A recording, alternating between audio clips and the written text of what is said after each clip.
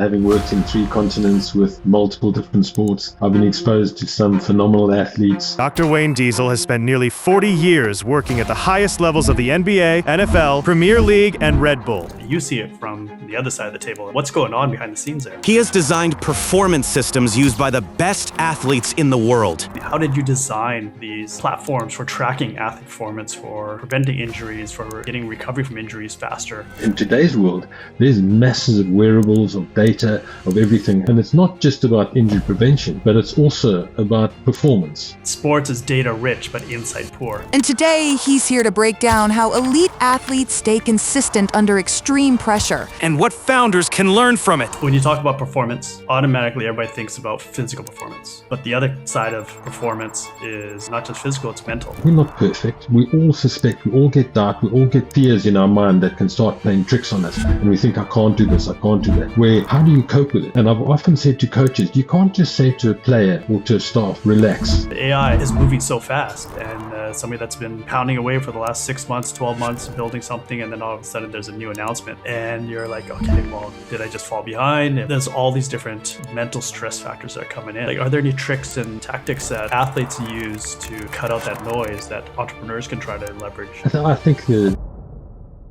Welcome back to Traction Podcast. My name is Ray, one of the co-hosts, along with Lloyd Lobo. We're still taking traction at its core subject matter in this podcast, looking at growth, looking at moving forward with your business. But for the next few episodes, we take a little bit different perspective of traction and look at your own personal traction, your personal growth, whether that's through physical wellness, mental wellness, performance with AI. We're looking at how do you as an entrepreneur perform better. Today's guest is Dr. Wayne Diesel. Dr. Diesel is a South African physiotherapist, qualified in 1986 and holds a BSc in medicine and honors in sports science and a PhD in exercise physiology. He's worked with national teams and major sports clubs in South Africa, the UK, and the US, including Springbok Rugby, Gloucester Rugby, Tottenham Hotspur, Miami Dolphins, and San Antonio Spurs. Now semi-retired in North Wales, he consults for several organizations such as Red Bull and with a particular focus on mountain biking, and was awarded the Carnegie Wits Diaspora Fellowship in 2022. Dr. Diesel, Wayne, we have known each other for a while now. I think this is going to be a really fun, interesting conversation. You have a huge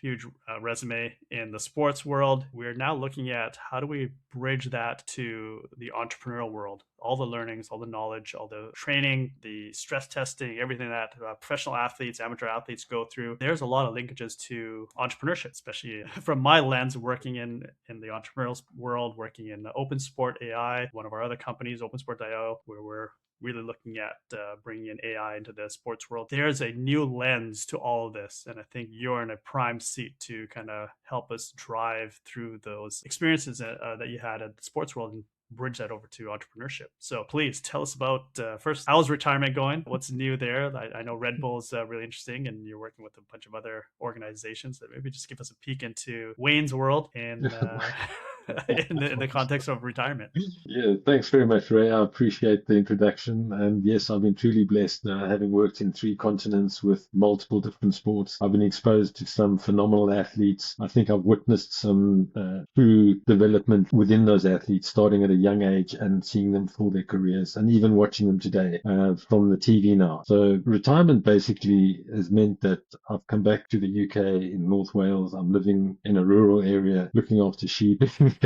So it's a great life, but really what I do now is I consult, which means that, as you mentioned with Red Bull, they've got a downhill mountain biking team. So they have world events in the US, Canada, and Europe. And I'm very fortunate to be involved in that, where we go to these events, some of the most spectacular parts of the world, because they're ski resorts, top ski slope, but obviously in the summer. And these kids go racing down on these mountain bikes. So it's a case of when, not if, they're going to get injured. And surprisingly, they've had very little support going into this level. So I've been, again, honored to be involved with them, where I can help with the insight, show them what can be done, and teach some of the other teams how helpful it is to have performance, have support that can hopefully optimize their performance. Because Red Bull is not just loading them up with energy drinks that, hey, go run down the mountain, right? Red Bull is taking this from a very professional. Red Bull's got a huge reputation in the sports world now. And I guess from an audience perspective, you think, okay, it was just about branding, marketing, here's some drinks, go crazy on the mountain. But you see it from the other side of the table, and what's going on behind the scenes there. Absolutely. They have the APC, the Athletic Performance Center in Austria, where the riders and all the athletes can go. They get medical attention. They've got scans. They've got fantastic doctors. They've got support. They provide the support at these events where myself and another physio do attend these events, and we provide support for the athlete. And again, that's very unique in terms of the sponsorship world, where athletes are normally just given sponsorship and funding based on their achievement and what they do. They are genuinely interested in helping and supporting that. And every rider that I know that's sponsored by Red Bull absolutely loves and very happy with the brand because of the support that it provides them beyond just the financial support. And this is nothing new to you. Like you've had this type of experience with San Antonio Spurs for the NBA, Miami Dolphins in the NFL, Tottenham Hotspurs Premier League. These are well-funded organizations and leagues, and they take their athlete performance very seriously. We're going to weave this back to entrepreneurship in a minute, but give us a peek into that world. What does that look like? Like what's going on behind the scenes? How did you design these platforms for tracking athlete performance, for preventing injuries, for getting recovery from injuries faster and athletes back on the field and performing? It's exactly that. So when I did start in the Springbok rugby days before that, there was just myself and a doctor and a strength coach. We had limited data available to us, so we used to just go on gut feel about what the coaches felt and how they saw.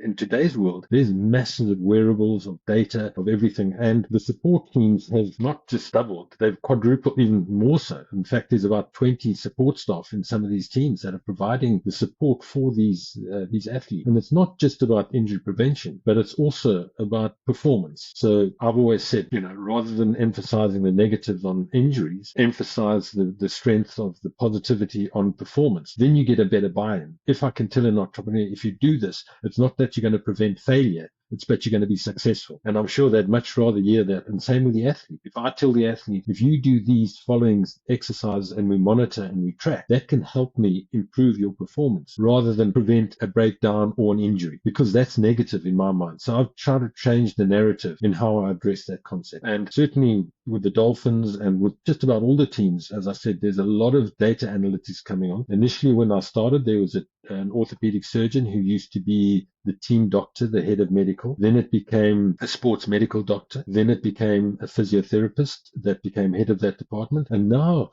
they're becoming to the sports scientists and the data analysts. These are the guys that are heading up some of these huge teams where they can say, okay, we've got to integrate all this data where doctors can't, physios can't. We just don't have that skill set. So we need to be able to bring all this information together, because what we're trying to do is structure the load so that they don't overload or underload themselves. There's got to be, and each athlete is unique and different. So it's not one size fits all by any means. You have to look at individual athletes and their needs, positions, etc. And it's a case of then identifying what things you want to track, because you can be overwhelmed so easily by the number of devices and wearables and things, and people are constantly offering you things. And because they're in silos, it's difficult to integrate these things. And that's what I love about this whole AI concept, is that we can actually start breaking down these silos, integrating all this information, making it accessible quickly to the nutritionist, to the sports scientist, to the coach, to the athlete themselves, and then say, hey, how do we maximize this information? Because for years we've had so much information, but I still see that the risk of injuries or the performance hasn't changed much. They're still struggling, because I think that they're not utilizing that data correctly. Yeah, I think one of the people that we work with from Gloucester Rugby has said that sports is data rich, but insight poor. And this is, I think, something that can be said for so many different industries, like data. It's flowing everywhere. And that's what everybody's really, data's the new oil. But the context is missing on a lot of that data. Like you said, there a lot of it is sitting in silos. And so you might have immense amount of data, but it doesn't talk to each other. You can't correlate with each other. Or you don't get a 360 view of the athlete, as opposed to, okay, I've got their sleep score, but I can't tie that to their on-field performance because they're just sitting in two separate areas, and I got to come up with different algorithms to try to mix it together. But if you are able to put that stuff in a normalized data set, you can now use AI to start analyzing it in many different facets and perspectives. Correct, because recently, when I sort of still in my Tottenham Hotspur days, some of the coaches that I knew were feeling that it became the tail wagging the dog, where this data was doing that. But the data didn't have the concept and things. So they had so much of that was telling coaches this player shouldn't play, should play, do this. And there was no insight, there was no context provided to a lot of this data. And we started losing trust in the data, and some of the top coaches started moving away from data almost completely and said, I can't do this. I need to see with my own eyes. I trust myself. I see what I do, and that's how I'm going to respond. And that's how I've been trained to do it. But now we are offering this thing where, okay, you can teach us, you can guide us, and you can make the better decisions for that. And I think that's going to be a game changer personally. Let's talk about teaching old dogs new tricks. Like that's one of the things where you have a lot of incumbents, a lot of older coaches, a lot of older athletes. Then you get this whole other generation, Gen Z and now Gen A, coming through the system. They look at data, they look at AI in very different perspectives. The Gen Z, Gen A, they live in a world where they don't know life without this data. They don't know life without a Whoop score or tracking their sleep. Whereas the older athletes and the coaches especially, they ignore some of the things, or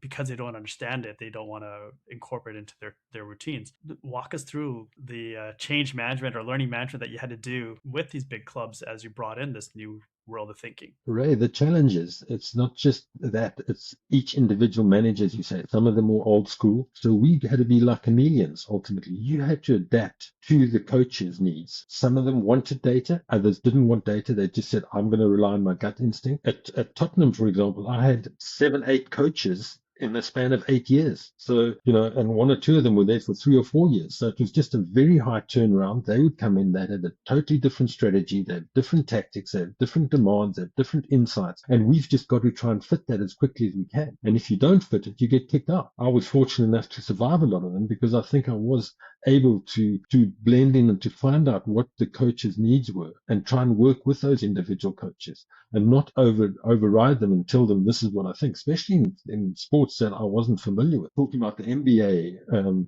with Coach Popovich, I wasn't going to tell him how players should be playing. God, could you imagine it? I mean, that would be, I wouldn't have lasted a day. So I ended up getting the head athletic training, Will Sevening. He then spoke to me and said, hey, this is what Pop, this is the language he wants to hear, this is the communication he wants to get, and we provided that. So I'd provided to Will, he was my source. I didn't have to be the guy going and speaking to him because I was head of department. I chose my carefully. Dave Paloka was the head of strength coach training at Miami Dolphins, and he did the same with the coaches there. And I just said, guys, this is my insight. What do you think? Let's, as a group, what do we think? Okay, go and relay that information. And that was the way that I adapted to, certainly to areas that I wasn't familiar with. And I put my hands up. I said, I don't know NFL. I've just walked in. I don't know the first thing about it, but I know about structured and performance departments and trying to get everyone to be on the same page. And so 2 things just popped in my head here. One is, again, with the advent of AI and the implementation of AI, you're preventing a lot of knowledge loss that happens when coaches change and teams go through a rebuild, or they're bringing in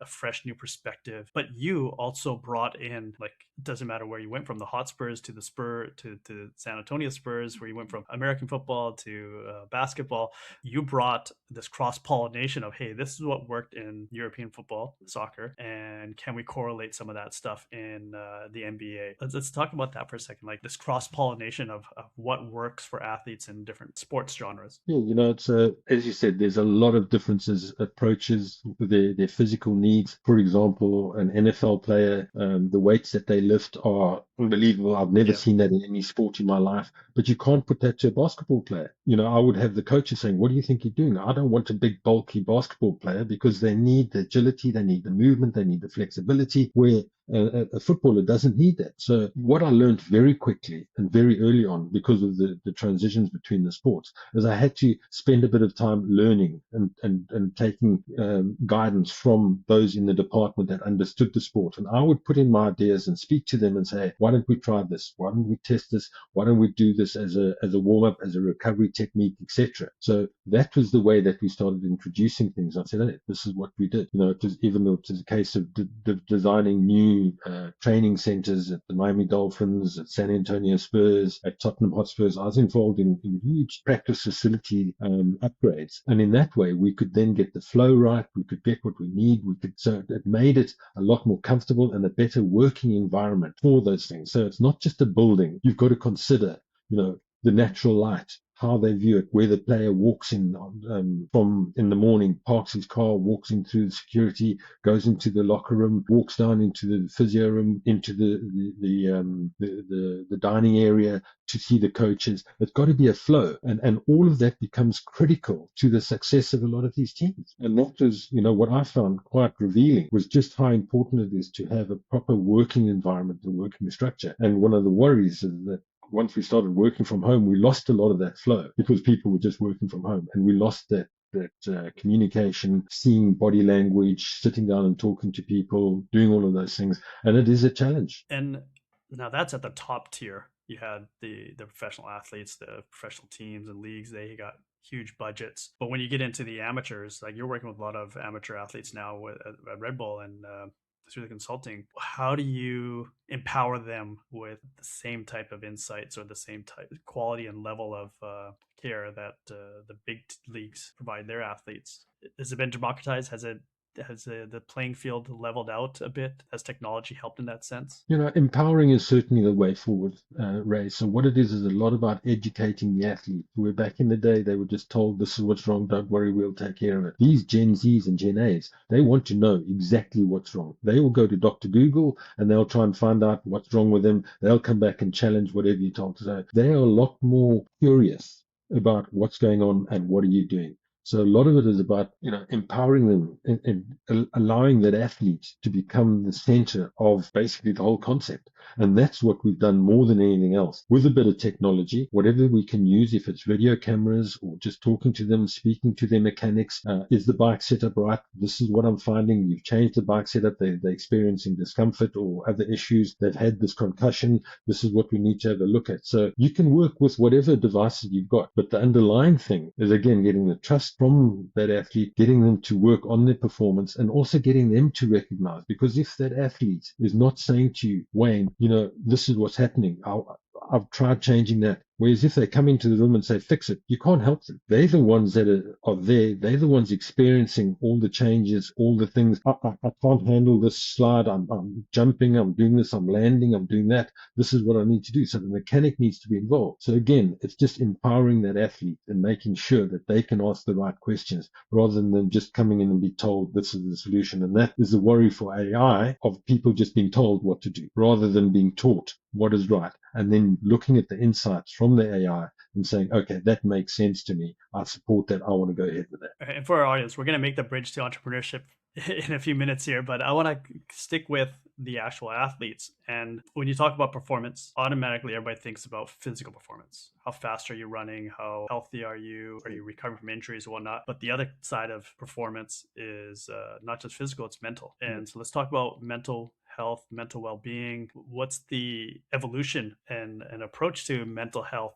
Obviously, growing up in the 70s and 80s, that's stuff that you didn't talk about. It's like, man up, like don't bother talking about your feelings. Like you don't have to talk about like if you have stress, anxiety, like no, just go run it off. Like you got to perform faster. But that's a very different case today. Mental health is taken very seriously. And so walk us through that evolution of mental health. Yeah, certainly. Again, back in the days where I started initially, we didn't have teen psychologists. We didn't have mental support. It was a lot about tough it up. You got to, suck it up and stop crying. There's no, you're not going to be tough enough. So today we recognize the mental aspects of the game. And there's a lot more of psychological support. I introduced some in field hockey when I was back, even before the rugby days.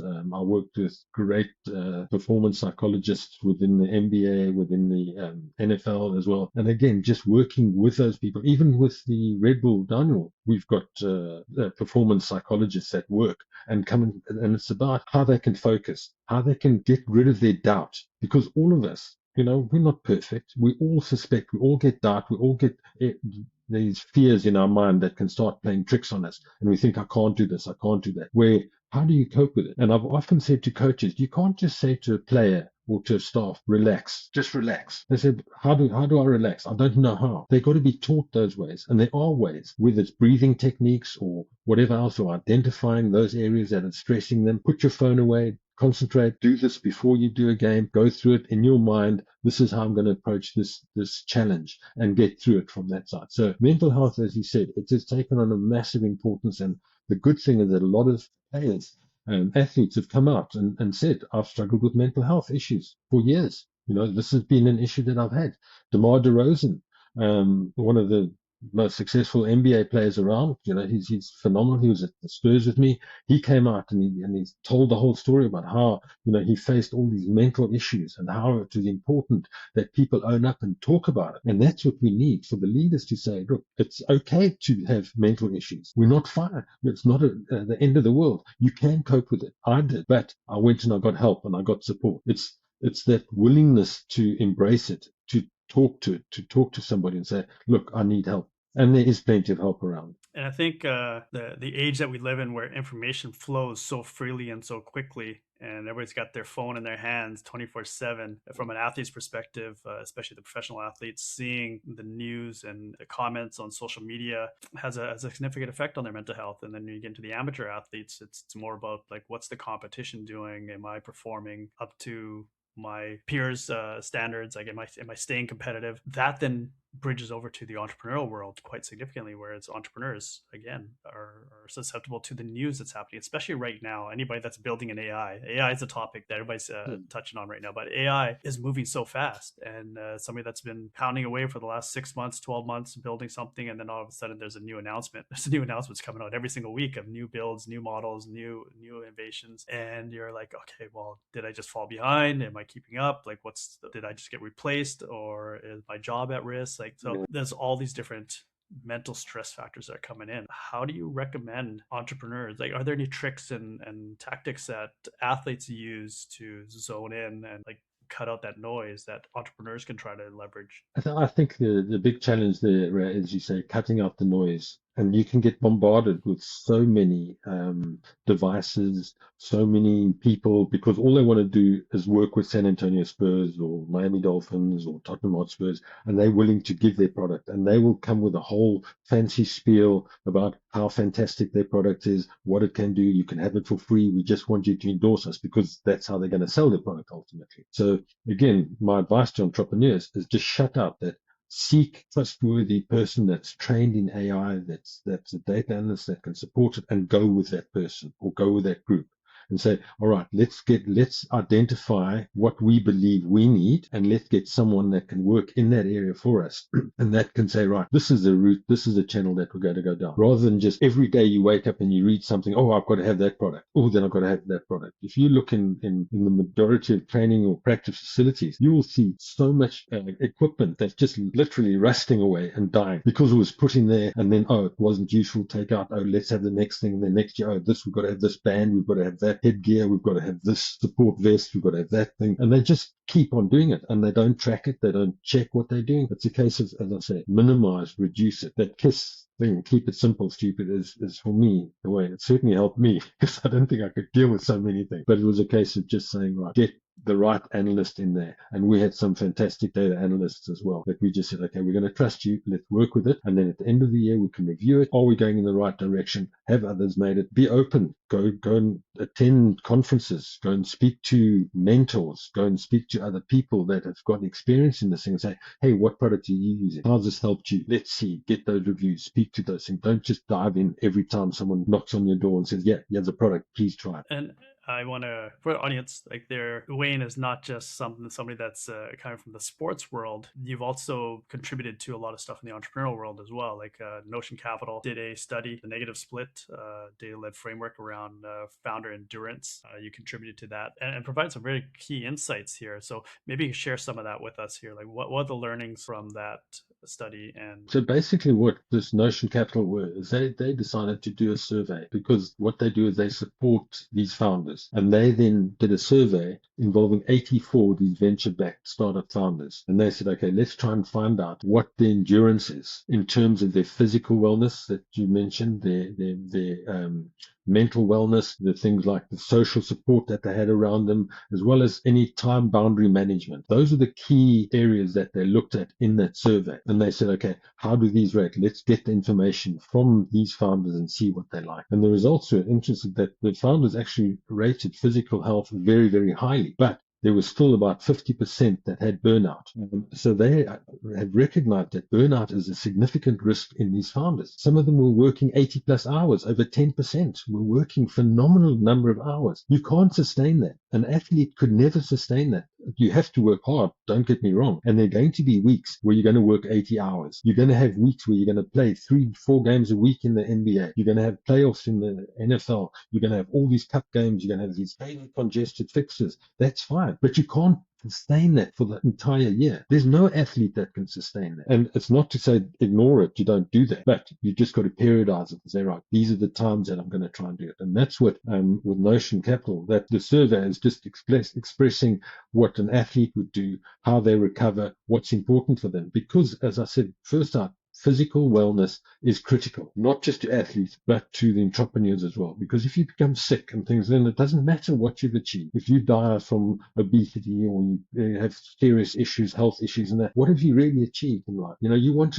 that's longevity. The same with the athletes. They can't burn themselves out and have 1 or 2 fantastic years. They want 10-year pluses in their careers. And then there's a life post sports for them as well. And so if they batter their bodies and really abuse themselves just to get to a playoff or try to win a cup, well, you still have 50, 60, 70 years of your life afterwards. And if you can't walk, what's the point, right? Correct, Ray. And that's where you also get into the looking outside of things, where and especially as performance team, because you develop their trust and you start saying, hey, no one's career lasts forever, not even LeBron James. At some stage, he's going to have to look at things and move on. Okay, he's got enough money, which the average, or 99.9% of athletes isn't going to have that. But he still wants to be mentally able to cope. And it's pointless retiring at 40, whatever, 45, if he gets there, whatever the number is, and then just sit around and be distracted. And what am I going to do? That creates massive mental issues. So you've got to build these things to start saying, okay, what are you going to go into? And one of the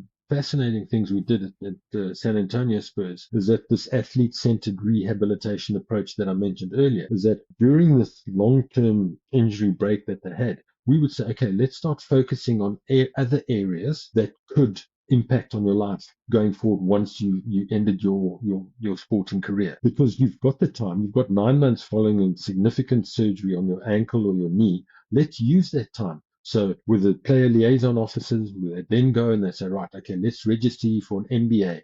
Let's take you on a coaching course. Let's do this. What is it that you're interested in? And that was fantastic to me because it, again, gave that athlete something to focus on. Remember, just like these entrepreneurs, they're extremely competitive. They want to win at all costs. And so their bodies are so used to competing every week, 2 or 3 times a week sometimes. You take that away. They go home. They're frustrated. They don't know what to do. Their social life deteriorates, their family life crumbles because they're upset, they don't know how to get rid of that angle. You've got to provide other focuses for them. So we spent a lot of time just having a look and say, right, let's find you another area. What are you interested in? What would float your boat once you retire? Let's use this time constructively. And I guess a lot of people underestimate the power of that mental health and wellness in the injury recovery on the physical side. Yes, 100%. And going back to the mental side that you're addressing earlier, that's where we need the mental health support that could go to these players. Because like anything, you have the initial, you just playing, you're not even comprehending it. You just ignore it. It didn't happen. Then you come to those various phases. And then you say, okay, well, good. Now I'm depressed. I'm getting it. Then you get to the acceptance level finally. And it's helping those athletes or the entrepreneurs. They all have failures, no doubt. They're going to try and launch something. It's going to fail. It has to, because that's what builds your resilience. LeBron James, the number, he might have 30, 35%, whatever the percentage of 3-point shooting. That means that 65% he's failing. That doesn't every time time he fails, I'm not going to do it again. He's got to go and keep going. And that's what drives him on. That failure, that is a lesson learned. And that's how I've got to correct this. I've got to work more on this technique. I've got to do this better. Yeah, you miss 100% of the shots you don't take, right? So you have That's you have to do something. And for our audience here, like you and I obviously are on the same page here, but there might be some disconnect for the audience of like, well, how does an athlete's world, an athlete's life equate to a entrepreneur's life? And I think you could look at two ends of the spectrum. So there's in the day-to-day life of an athlete, there's prep for games and there's prep during practice. And so what's being tracked, what's being monitored, what's being provided to them in a practice is very different than what's provided during a game. So practice is obviously getting your routine together, repetitions, but then game is real life scenario, adapt really quickly, adjust to surroundings and situations that are happening in real time. And then the other side of that spectrum is one extreme to the other is a playoff versus off season. So playoff extremely high stressful, like there's a significant outcomes here. And then off season is really about putting the framework, putting the foundation together. And I put that into the equation of an entrepreneur. Well, this playoff to off season can be similar to fundraising, but when you are actually out there doing your seed, doing your Series A, putting yourself mentally through the ringer, your physical health is very important. Whereas it's the opposite in the athlete side. Like, okay, you're pushing yourself physically, you're making sure that you're really strong, you're training, but don't forget the mental side. And I think for entrepreneurs, it's the reverse. It's like, okay, you're trying to keep yourself mentally sharp. You're trying to keep abreast of everything that's happening in the ecosystem so that you're getting peppered by questions by your VCs. You're able to stay sharp and answer their questions. But what's neglected often is the physical side. You're not getting enough sleep, you're overeating, or your diet's shit, and you're not fueling yourself properly. You're not lifting weights. You're not taking vitamins and supplements that you should be doing. Getting blood work done and making sure that you know where your deficiencies are, how you can shore that up. Stuff that happens regularly on the sports side doesn't happen often on the entrepreneurial side. So what can we take from that? How can we bridge this over to entrepreneurs? Like, train like an athlete, prepare like an athlete. That's going to make you that much more efficient and productive as an entrepreneur. Where would you start with that? Yeah, I think basically, and again, I accept that physically they don't have to be at the athletic level, but these aren't siloed areas where your physical wellness balances and helps your mental wellness. So if you do physical activity, that destroys a lot of negative hormones and things that are created by the stress. You get rid of those things. So that helps. And that means you can cope. And often it's also a switch off period where once you do it, and the good thing, you don't have to run. You can cycle, you can swim, you can go to the gym. There's multiple exercises you can do, but it's just that break. And often that I'd find, again, when I was doing a lot of research and studying and very involved in PhDs, I needed to go away. I couldn't just keep studying for that exam all the time. I needed to switch off. And suddenly when I went away, the solution or the thing to my problem would come to mind because I let my brain do the work now, but my body was going out and was just flashing out all the things. And then when I come back, I'd reread the question that I had or that I'm trying to do, and it would come up with a solution. So I think that those are the benefits that I would suggest to the entrepreneurs. That's where the physical activity can help. It creates a social skill. If you're going to a gym, you're socializing, you're getting involved, you're doing other things, you join a running club, whatever it is that you can, you get that area. It can be with family members. It's time that you can spend productively that can help coming back into it. But really going back to a lot of it, the different stages of the seasons, those things. So typically what we would look at, so first thing, if you're looking at, tracking performance or whatever, you've got to identify, what am I tracking? What do I need to achieve? What am I running a half marathon? Am I running a 10K? Am I sprinting? Am I cycling a long distance ultra event? What is it? So I need to understand what is it that I'm doing. Same with entrepreneur. What am I trying to get to? What are the work commitments? What do I need to do that? I can't just suddenly in a week become a professional cyclist or a top runner or a basketball player or whatever else. That takes time, and you have to keep building. You need coaches, someone that can help you structure the environment that you work into, coach you, get support with the founders, etc., and say, right, okay, this is the guideline. This is how you do your fundraising. This is what you can do. Trying to take everything upon yourself is, again, it's impossible for an athlete to do, and I'd assume that's very similar in your world. Let's dive into that a little bit more. So a support network, athletes, especially at the professional level, they're given a lot of these type of resources. That's part of the package. Like, you're a professional athlete, the teams, the leagues, they have this infrastructure around you. Then you get to the amateur, you get to collegiate, like there's less and less available. And then the recreational, there's virtually nothing, right? It's the same thing with entrepreneurs. You have companies that are $1 billion valuations. They've got infrastructure, they got resources, they've got stuff that can be put around, but Then you get the bootstrap entrepreneurs at the other end of the spectrum, like they got nothing. So what is it that entrepreneurs can learn from that spectrum of professional to amateur athletes? Like, you want a support network around you, you want resources around you, but where can you get that? How can you put that around you economically reasonable way? I think the most economically reasonable way to do that is through mentorship. So part of the reason I went back from supposedly retirement is that I wanted to mentor athletes. I wanted to mentor younger physios going through the whole process, and they could come to me, and I'm very willing and very happy. I enjoy that side, Ray. I really do. And there's a lot of people, I assume like myself, who are willing to give back because they enjoy that. But I get so much pleasure out of seeing someone succeed, a young physio coming up, giving them advice, saying, this is what I did, this is what I did it wrong, try to do this, do that. It's as a sounding board. So if you can then just get mentors around you, that would be the beginning phase for me, of someone that you trust or someone that's been around in the game, and reach out to them. Create a network of other users that are there. Speak to people and say, hey, find out, how can I help with it? And as things go, and interestingly from that survey, with the Notion Capital survey, they found that there was far less stress in the bigger founders and things that had been going on more successful with bigger teams. So the more support they had, the less stress they had, the less fear of failure that they had than the younger ones. But I think a lot of that also develops resilience. So you can't just expect the government grant to support you and suddenly to do these things. You've got to learn the hard way. And I think from a personal lesson, what I learned as a physio in sports science, sports medicine, is that initially I was doing everything in rugby. And that was the Springboks, one of the best rugby teams in the world, because that's all there was, me and a doctor. So I had to do the nutrition. I had to do all of this. I had to do the support. I helped with the strength. And that taught me these things. And when I did it through, even before that, non-professional field hockey with the national team, I was the only person there, right? I had to do everything. And that taught me there was a lot of stress and a lot of pressure, and I did make mistakes, but they accepted it. And I think that's part of it, is learn, make mistakes, go out and try. Because if you suddenly got everyone doing things and you just doing your specific area, you don't know what they should be doing because you've never experienced it. You've got no context. And I think that helped me ultimately head up departments, because I knew enough about what the sports scientist should be doing, the strength coach, the nutritionist. I also believe in learning. I went on courses to say, okay, I've got an issue. Maybe it's AI. I don't know enough. I've got to teach myself this. I've got to go learn these things. These are the skills that are fundamental, not just that I've got this wonderful idea and I want to be successful. You've got to build a business. How do I cope? How do I recruit people? How do I look for things? Get that support. And I think it's very common from entrepreneurs' perspective, especially in the tech world, to identify where to get mentors and advisors on the business sense, but where to get mentors and advisors on the physical and mental wellness side. Like, you have these communities that are popping up, whether it's Othership, Strava. You can join the communities. You can start sharing your workouts. You can start creating run clubs or other types of scenarios, joining a boxing gym or having a 4-man crew that you're going to go play golf with once a week, your paddle crew, your pickleball crew. Like, that community serves as a mentor type replacement, especially on the physical side.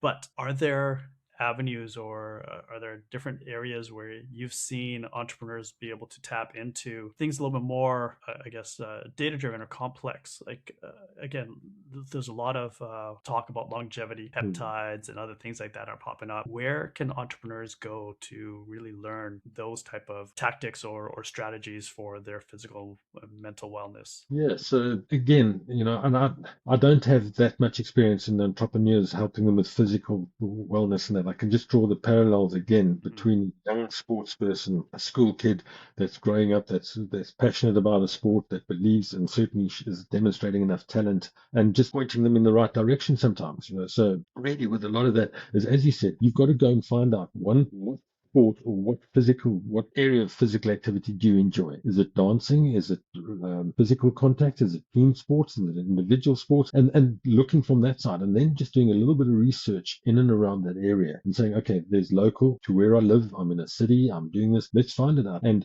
put it out there, put it on your network, speak to other entrepreneurs. What do you do? How are you doing? Can we socialize? Can we get to mix? And often, and again, going back to the wellness and the psychologists that work in teams, some of their best consultations happen in the passageway, in the corridor, not when they're coming and lying on a sofa bed or a treatment table and telling you things. You can have it around the table. You can have it speaking outside, walking to your car. Those are the conversations that these people really used to like. So if you expose yourself yourself to people around you like that. And you'll find someone, hey, I really can trust this person. They give me insight. I can voice and speak to them. Let's try and find out that way. Then, as you said, if it's a case of going on to Strava, going on to Garmin, going on to whatever else, joining one of these clubs, seeing what's around, and just go out there. And with an entrepreneur, they're going to be resourceful. They're going to look out. They know. They're not just going to hide back. They're going to want to challenge themselves and put themselves into the next area and say, let me get there. And I think the focus should be more on just finding an activity that they enjoy. That's what it is. There's enough programs to download that how do you get from the couch to 5K, 3 miles?